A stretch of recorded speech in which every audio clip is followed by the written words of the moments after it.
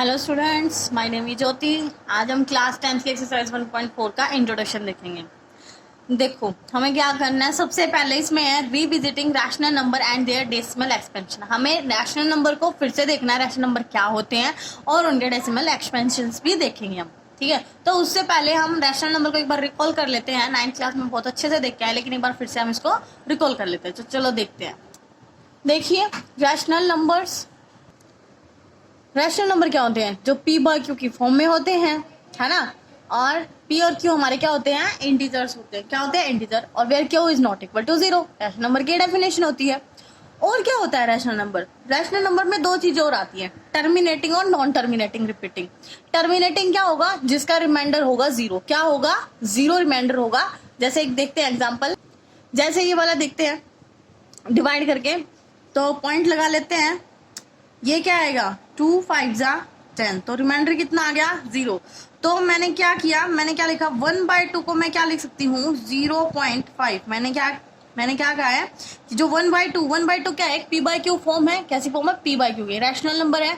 मैंने इसको decimal expansion में लिख दिया। किस में लिख दिया? डेसिमल एक्सपेंशन में। और इसका आंसर क्या है? 0.5। ये होती है इसकी डेसिमल एक्सपेंशन और ये है इसकी simplest form P by Q की फॉर्म में। तो हमें रैशनल नंबर को डेसिमल एक्सपेंशंस में देखना है। अब डेसिमल एक्सपेंशन भी दो टाइप्स की होती है, टर्मिनेटिंग और नॉन टर्मिनेटिंग रिपीटिंग।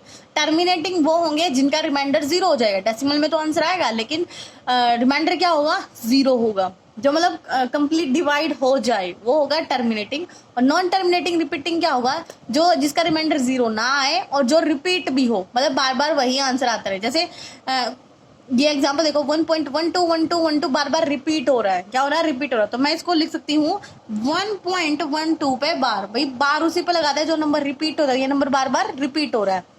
ठीक है, तो बस ये हमने रिकॉल किया हमने 9th क्लास का। अगर आपको और भी अच्छे से देखना है तो आप 9th क्लास की वीडियो देख लेना, फर्स्ट चैप्टर के इंट्रोडक्शन की। वहां पे आपको बहुत अच्छे से समझ आएगा। अब देखो, अब हमसे क्वेश्चंस कैसे पूछेगा? ये कहेगा कि ना ऐसे 4/5, हमें पता है रैशनल नंबर है। ये कहेगा कि 4/5 को आप डेसिमल एक्सपेंशन में लिखो विदाउट डिवीजन। कैसे लिखना है? विदाउट डिवीजन लिखना है। और ये बताना है कि ये टर्मिनेटिंग है या नॉन टर्मिनेटिंग है। क्या है? टर्मिनेटिंग है या नॉन टर्मिनेटिंग है। और विदाउट डिवीजन बताना है।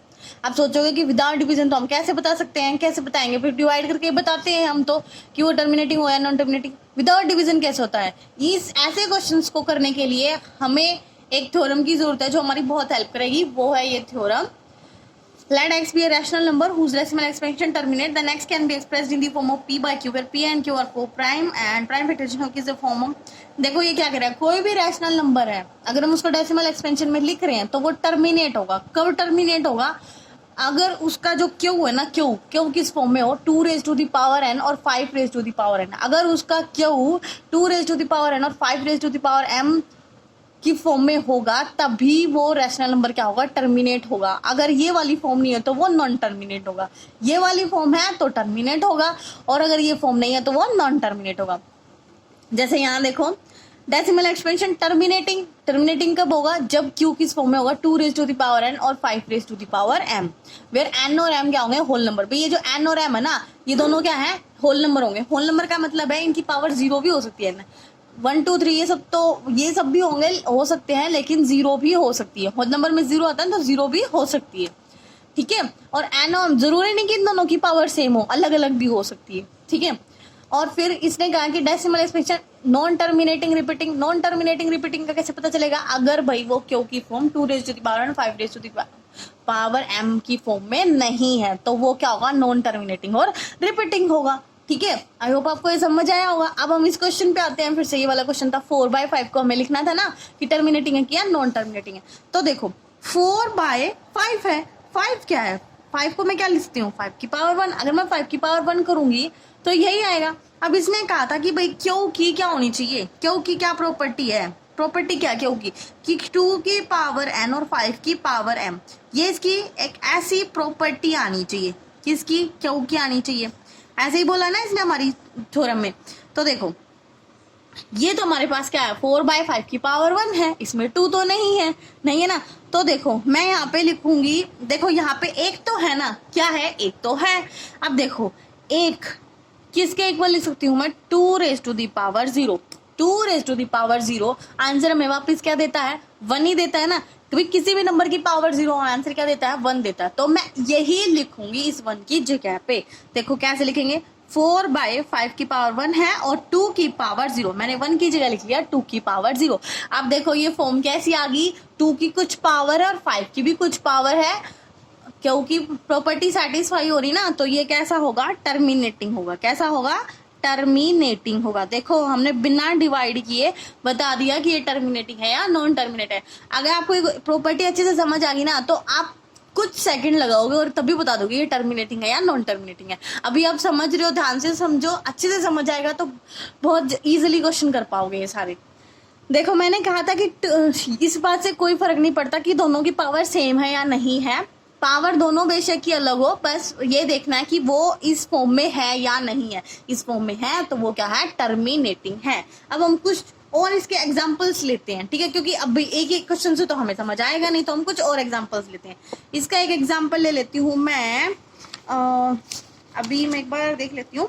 जैसे 3/8 क्या है, 3/8। अब इसको बताना भाई 3/8 को, ठीक है, ये हमने कुछ और क्वेश्चन देख रहे हैं। 3/8 को बताओ टर्मिनेटिंग है नॉन टर्मिनेटिंग। तो हम क्या करेंगे, इस 8 के फैक्टर कर लेते हैं। क्या कर लेते हैं, फैक्टर। देखो इसने यहाँ बोला था ना कि प्राइम फैक्टराइजेशन ऑफ क्यू, भाई क्यू का प्राइम फैक्टराइजेशन होना चाहिए इस फॉर्म में। Prime factorisation of Q is in a form of 2 की पावर एन 5 की पावर m। तो हम यहाँ पे इसके प्राइम फैक्टर कर लेते हैं, किसके, 8 के। तो 8 के प्राइम फैक्टर क्या आएंगे, आपको ये करना आता होगा। अब आप इतने बड़े बच्चे हो चुके हो, ये तो बहुत अच्छे से करना आता हुआ है ना। तो ये आ गए मेरे 8 के प्राइम फैक्टर 2 इंटू 2 इंटू 2। तो मैं इसको लिख सकती हूँ 2⁻3, ठीक है। 2 कितने टाइम्स आया, 3 टाइम्स आया, तो जितने टाइम्स आता है वही पावर हो जाती है, तो 2⁻3 हो गया, ठीक है। अब देखो क्या करेंगे, अब मैं क्या करूंगी, 3/8 की जगह मैं लिखूंगी ये 2⁻3। मैं लिख सकती हूँ भाई, 8 की तो फॉर्म में ये लिख सकते हैं ना। अब देखो इसके मल्टीप्लाई में क्या है, 1 है, और 1 की जगह मैं क्या लिख सकती हूँ, 1 की जगह मैं लिख सकती हूँ 5 की पावर 0। ऑफ कोर्स मैं लिख सकती हूँ ये, क्यों, क्योंकि किसी भी नंबर की पावर 0 हमें 1 ही देता है ना। तो मैं इसकी जगह 5 की पावर 0 लिख सकती हूँ। किसकी जगह लिखा मैंने, ये 1 की जगह लिखा, ठीक है। तो देखो क्यों क्या आ गया, 2⁻n और 5⁻m की फॉर्म में आ गया ना, है। तो हम इसको क्या बोलेंगे, ये क्या है, टर्मिनेटिंग है। क्या है भाई, ये टर्मिनेटिंग है। आई होप आपको ये अच्छे से समझ आया होगा। अब हम एक और क्वेश्चन देखते हैं।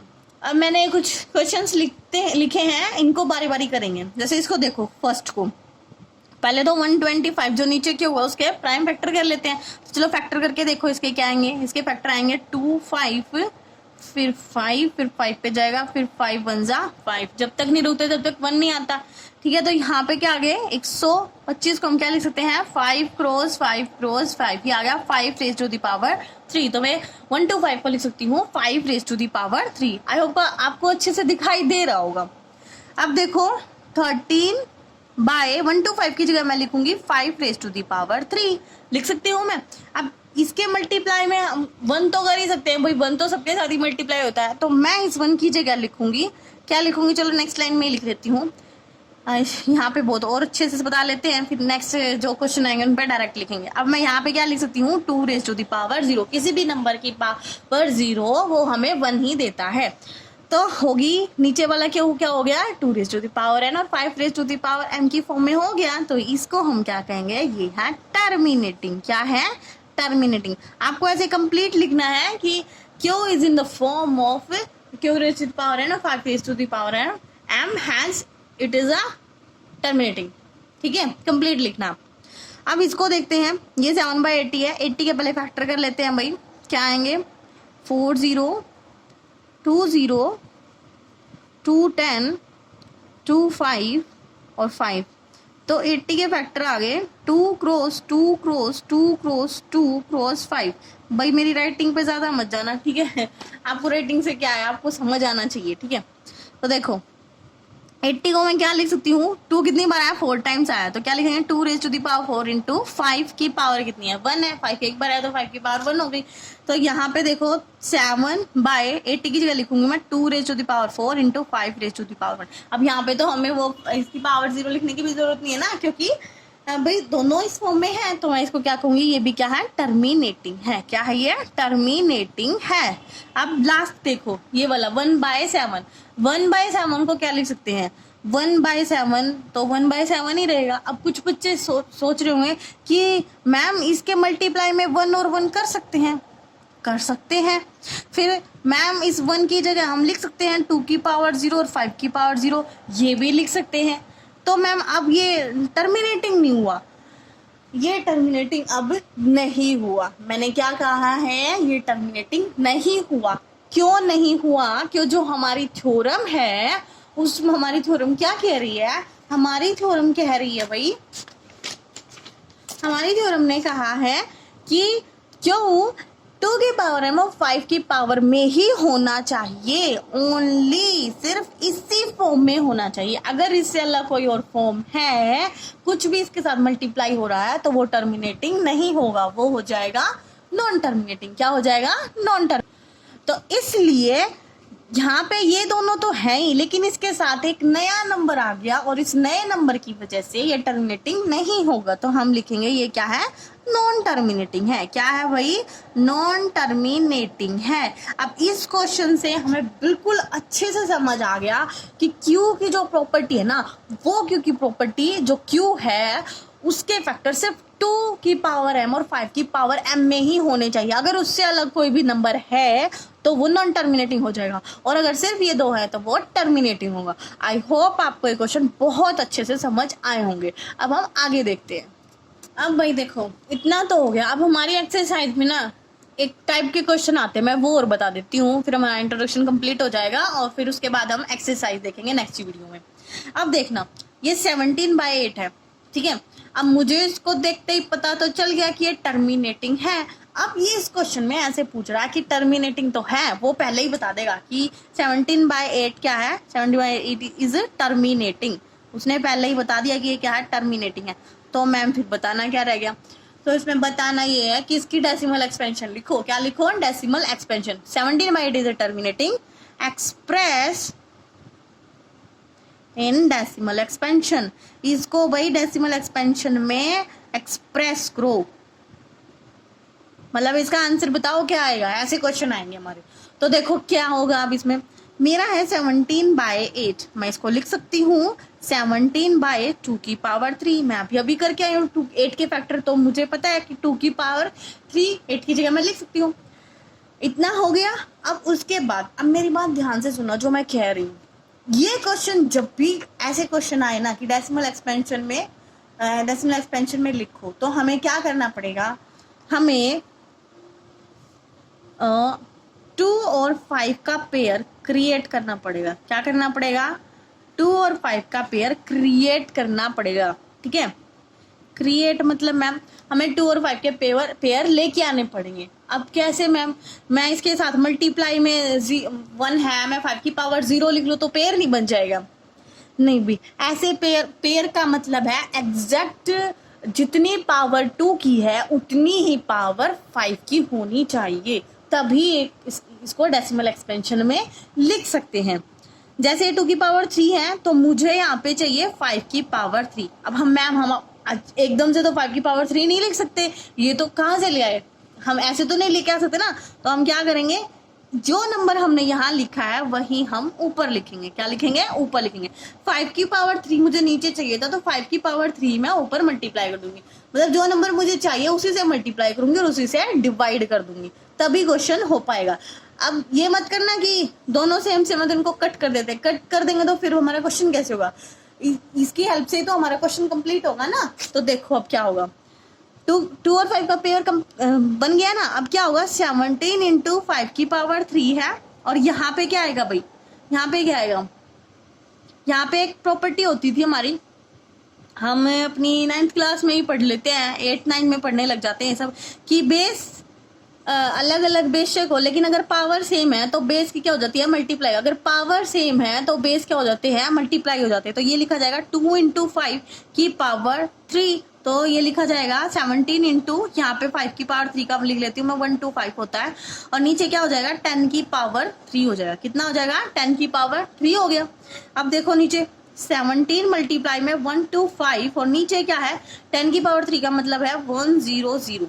ठीक है, अब इसको मल्टीप्लाई करते हैं 1 2 5 और 17 की मल्टीप्लाई करते हैं, तो इनकी मल्टीप्लाई आई है हमारी 2125, इन दोनों की 17 की और 125 की, और नीचे क्या है इसके 1000। अब मुझे इस नंबर को इससे डिवाइड करना है, तो हम डिवाइड नहीं करके लिखेंगे, हम डायरेक्ट लिखेंगे। कैसे, ये तो हम सबको करना ही आता होगा। कैसे होता है, जब भी ऐसे 10 100 और 1000 ऐसे नीचे आ जाते हैं तो हम डेसिमल एक्सपेंशन कैसे करते हैं, जितनी जीरो होती हैं यहाँ से स्टार्ट हो जाओ, उतने ही नंबर छोड़ दो। नंबर जीरो कितने मेरी 1 2 3, तो यहाँ से स्टार्ट हो जाओ 1 2 3, कितने नंबर हो गए 3, तो 3 नंबर्स के बाद क्या लगा दो, पॉइंट लगा दो। फिर से काउंट करते हैं 1 2 3, तो 3 नंबर छोड़ दो और यहाँ पे पॉइंट लगा दो। ठीक है, तो ये आ गई इसकी डेसिमल एक्सपेंशन। किसकी आई है ये 17/8 की डेसिमल एक्सपेंशन आ गई 2.125। ये हमारा क्वेश्चन कंप्लीट हो गया। बहुत सारे बच्चों के तो दिमाग में यही आ रहा होगा, मैम यही आपने क्यों किया, यही क्यों किया, क्योंकि भाई हमें 2 की पावर n और 5 की पावर m चाहिए था। मैम आपने कहा था कि 2 की कुछ भी पावर और 5 की कुछ भी पावर हो, उससे फर्क नहीं पड़ता। फर्क वहां नहीं पड़ता जहां हमें सिर्फ टर्मिनेटिंग और नॉन टर्मिनेटिंग बताना होता है, लेकिन यहाँ पे फर्क इसलिए पड़ रहा है, यहाँ पे हमें डेसिमल एक्सपेंशन कंप्लीट बताना है, और डेसिमल एक्सपेंशन कंप्लीट तभी होगा जब इन दोनों की पावर क्या होंगी, सेम होंगी। कैसे, मान लो मुझे 1 एंड डिजिट इसकी 0 चाहिए, 1 एंड डिजिट क्या चाहिए, 0 चाहिए किसी भी नंबर की, तो मुझे क्या चाहिए उसमें क्यों की मतलब क्यों की वैल्यू हमारी क्या होनी चाहिए, मुझे चाहिए कि एक तो 2 हो और एक 5 हो। क्योंकि इन्हीं दोनों नंबर्स की मल्टीप्लाई क्या आती है, 10 आती है। क्या आती है, 10 आती है। 2 5 जो 10 होता है ना, तो यही 2 की पावर m 5 की पावर m। ठीक है, और यहाँ दोनों की पावर भी क्या है, सेम है। अगर मुझे 2 डिजिट क्या चाहिए, 2 डिजिट इसकी 0 चाहिए एंड में, एंड 2 डिजिट मुझे क्या चाहिए, 0 चाहिए, तो मैं क्या करूंगी 2 की पावर 2 और 5 की पावर 2 करूंगी, है ना, तभी तो आएगा। ये इसका मतलब क्या है कि वो क्या हो जाएगा, 100 हो जाएगा। क्या हो जाएगा, 100 हो जाएगा। अगर मुझे 3 डिजिट चाहिए, कितने चाहिए, 3 डिजिट, तो 3 डिजिट जब 0 चाहिए होती है तब क्या करते हैं, 2 की पावर 3 और 5 की पावर 3, तो ये कितना होता है, 1000 होता है। कितना होता है, 1000 होता है। तो भाई ध्यान रखना, अगर वो सिर्फ टर्मिनेटिंग और नॉन टर्मिनेटिंग पूछ रहा है तब तो हम 2 की पावर और 5 की पावर तो कुछ है ही है, ये तो आना ही है, 2 और 5 तो आएंगे ही। लेकिन अगर सिर्फ टर्मिनेटिंग और नॉन टर्मिनेटिंग बताना है तब इनकी पावर सेम हो चाहे ना हो, उस बात पे फर्क नहीं पड़ता। लेकिन अगर ये पूछ ले कि उसकी डेसिमल एक्सपेंशन भी लिखो, तो उन दोनों की पावर क्या होनी चाहिए, सेम होनी चाहिए। सेम होंगे तभी उसकी डेसिमल एक्सपेंशन बन पाएंगी। आई होप आपको बहुत अच्छे से समझ आया होगा, और नहीं भी आया तो मुझे कमेंट में बताना, और मैं इसकी नेक्स्ट वीडियो भी लेके आऊंगी एक्सरसाइज में, तो वहाँ पे बहुत सारे क्वेश्चंस मिलेंगे, वहाँ पे आपको और अच्छे से समझ आएंगे। ठीक है बच्चा, तो बाय बाय, टेक केयर, अच्छे से पढ़ाई करना।